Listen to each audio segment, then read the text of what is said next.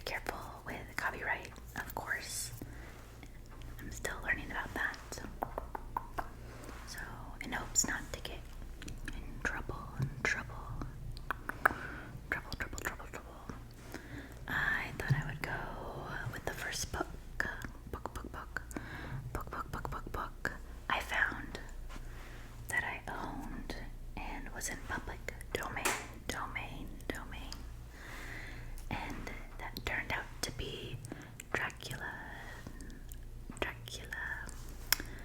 Not too sure how calm and relaxing Dracula sounds like to some, but we're gonna try it out and see if it's something you'd be interested in.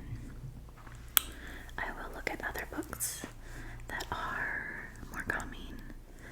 I did see Pride and Prejudice.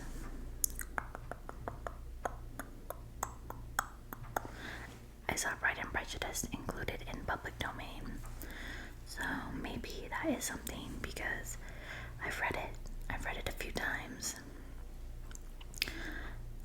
and it's not interesting to the point that you want to stay awake and find out what happens, because I find the trouble with watching some ASMR videos that do read, or that maybe they do hauls.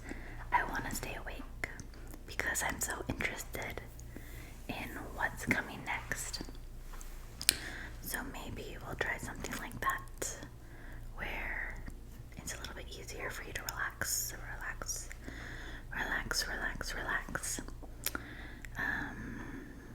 I'm not gonna lie, the beginning of Dracula isn't that interesting. It's not, but it's okay, because we want you to be calm. And then again, if you're like me and you listen to it in the background, you're not missing out too much. So I'm gonna read a little bit. We'll see how far and how long it goes, and if it's something that will continue.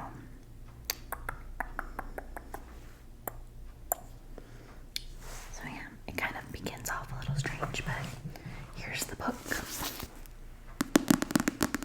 Not super exciting, or looks a little scary. So Dracula by Bram Stoker. Now I got this book a few years ago because I took a course in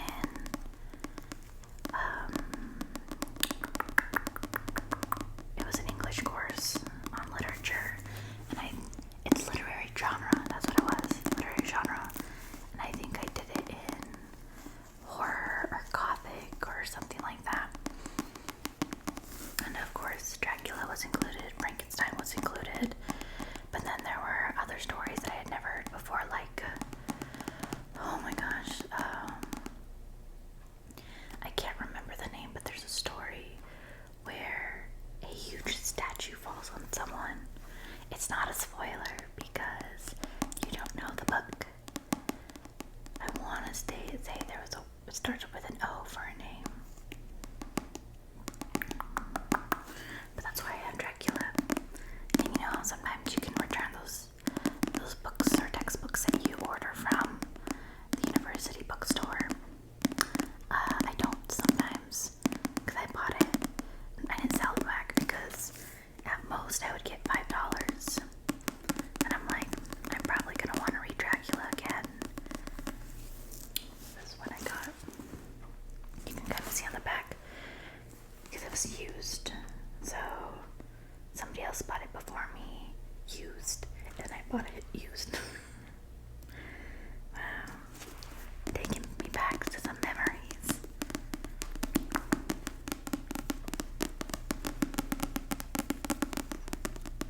I kind of just like how books sound when you tap them. It's very satisfying.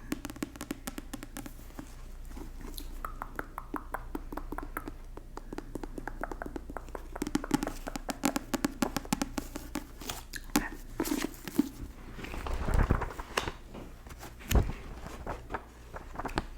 And there's the notes in the book.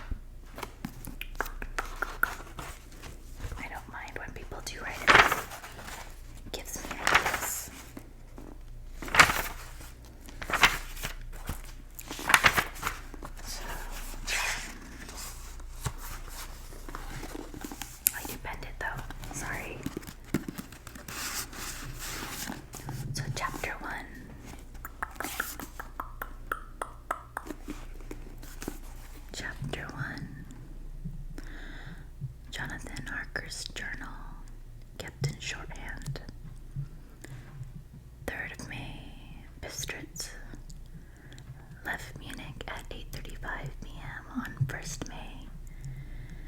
I always find it interesting that they put the day before the month. It makes sense, but I don't know if I'm saying it like I should. Anyways, let's restart. Left Munich at 8:35 p.m. on 1st May, arriving at Vienna early next morning. Should have arrived at 6:46, but train was an hour late. Budapest these spell that interesting.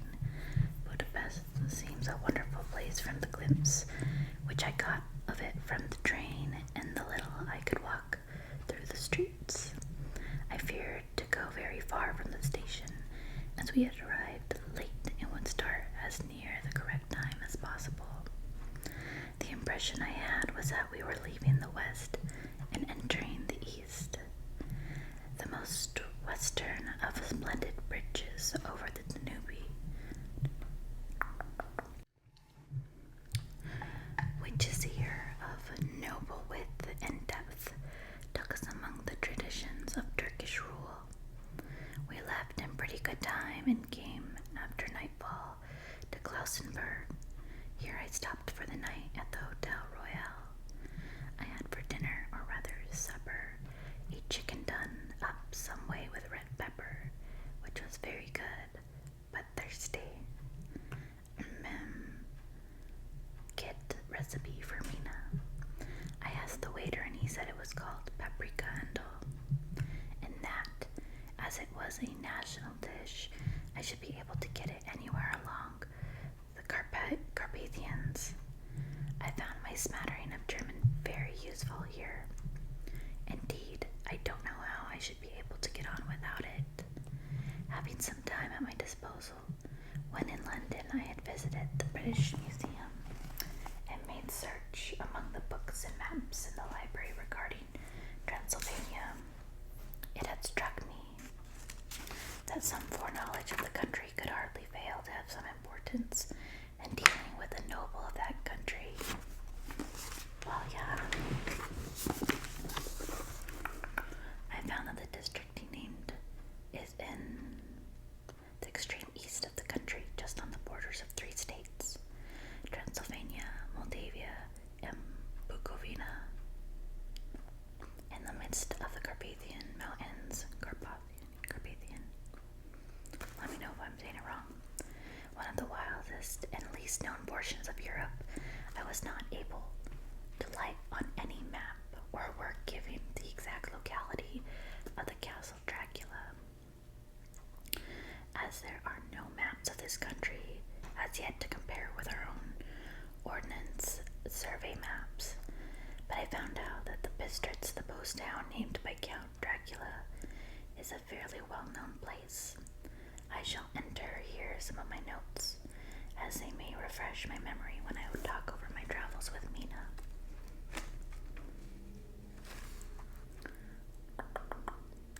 In the population of Transylvania, there are 4 distinct nationalities: Saxons in the south, and mixed with them the Wallachs, who are the descendants of the Dacians,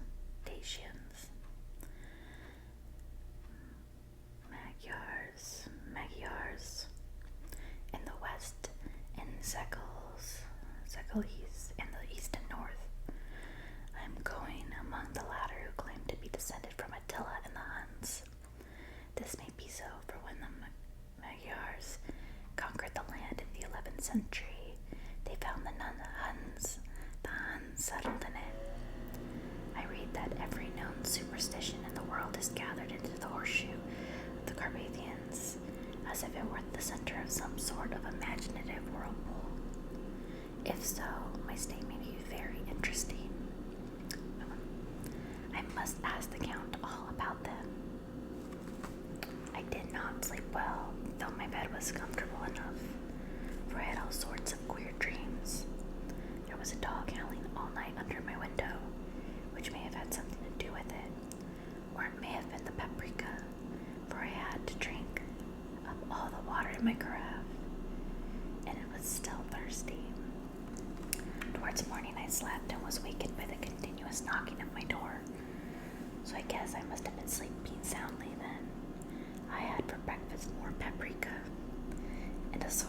of porridge of maize flour, which they said was mamalika, and eggplant stuffed with force meat, a very excellent dish, which they call impletata. Mem, get recipe for this also. I'm assuming mem is like memo. I had to hurry breakfast for the train started a little out before 8, or rather it ought to have done so, for after rushing to the station at 7:30, I had to sit in the carriage for more than an hour before we began to move. It seems to me that the further east you go, the more unpunctual are the trains. What ought they to be in China? All night, no, all day long, we seemed to dawdle through a country which was full of beauty of every kind. Sometimes we saw little towns or castles on the top of steep hills, such as we see in old missals. Sometimes we ran by rivers and streams which seemed, from the wide stony margin on each side of them, to be subject to great floods. It takes a lot of water and running strong to sweep the outside edge of a river clear. At every station there were groups of people, sometimes crowds, and in all sorts of attire. Some of them were just like the peasants at home, or those I saw coming from France and Germany, with short jackets and round hats and homemade trousers. But others were very picturesque. The women looked pretty except when you got near them, but they were very clumsy. About the waist, they had all full white sleeves of some kind or other, and most of them had big belts with a lot of strips of something fluttering from them, like the dresses in a ballet, but of course petticoats under them. The strangest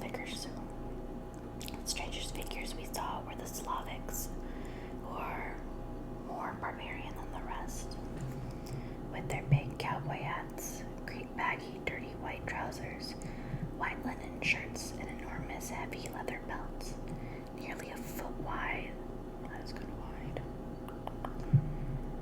All studded over with brass nails. They wore high boots, with their trousers tucked into them, and had long black hair and heavy black mustaches. They are very picturesque, but do not look prepossessing. On the stage they would be set down at once as some old oriental band of brigands.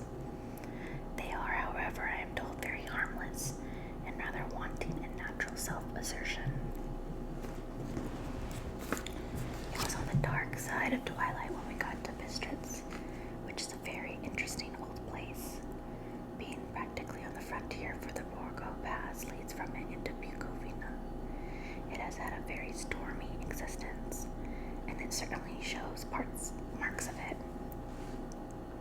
50 years ago, a series of great fires took place, which made terrible havoc on 5 separate occasions.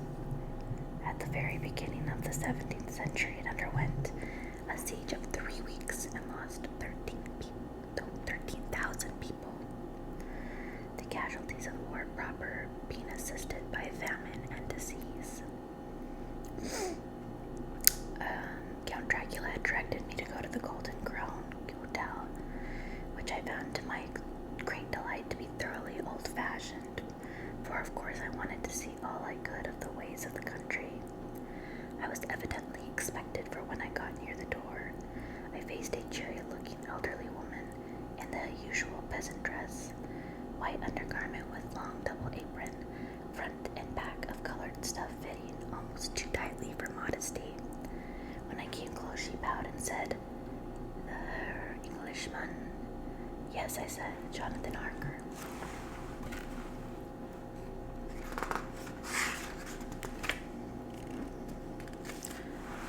She smiled and gave some message to an elderly man in white shirt sleeves who had followed her to the door. He went, but immediately returned with the letter.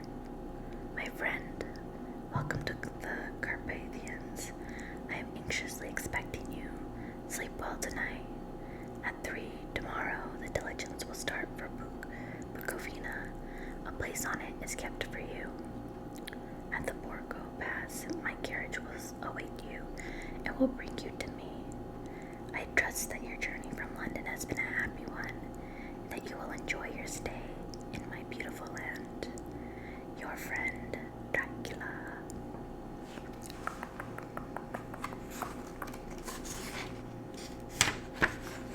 Okay. That was just a few pages, and it took a bit, didn't it? Let's see. The next journal entry is for the next day, but I think we'll hold off. I don't know if I still have you, or if you've fallen asleep, or if you are bored and not tired, which would be probably the worst thing that could happen. But that is the first section of Dracula. And I will admit, my pronunciation could be better.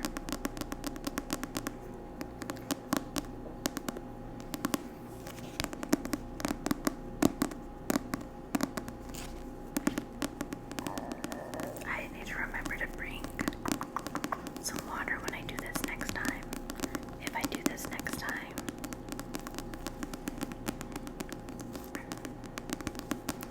Though, to be honest, for him to write about Dracula so nonchalantly when we know of him as, being this legendary villain, yeah, I guess there's different ways of representing him. It's kind of astonishing, like how has he not done anything yet in this time for legends to be made about him? It has been a while since I read the book, so maybe it comes up in the future. But if I got a note from Dracula being like, hey, come to my place, like get some sleep and get here as fast as you can because I'm excited for you, I'd probably be terrified. Like, yeah, I'm not coming, thanks for that invite. And then I'd be even more worried that he would try to follow me.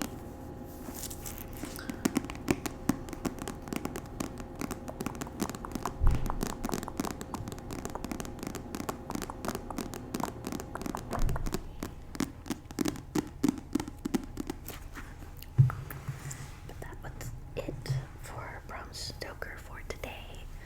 I hope you liked it.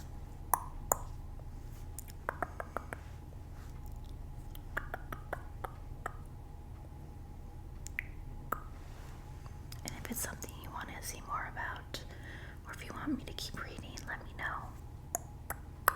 And I will be more than happy to, because it's my book, and I can pull it out anytime I want. I am just a little concerned about copyright, but this should be okay in the public domain. There were a few other books I wanted to read, but I don't want to get in trouble. Trouble. So we will do this for now. I hope you weren't tense, waiting for Dracula to pop out.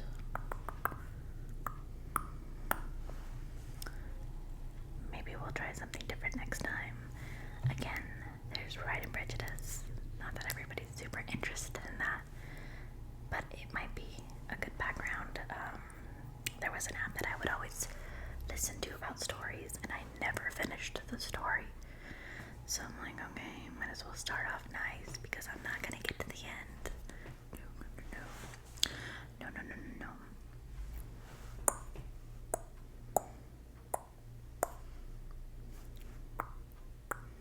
I do want to mention, you can see my ring light in my eyes. I've noticed that in other people on YouTube or ASMR,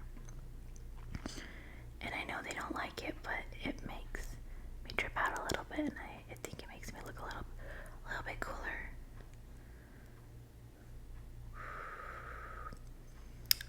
Could you imagine if I tried to hypnotize you with my eyes?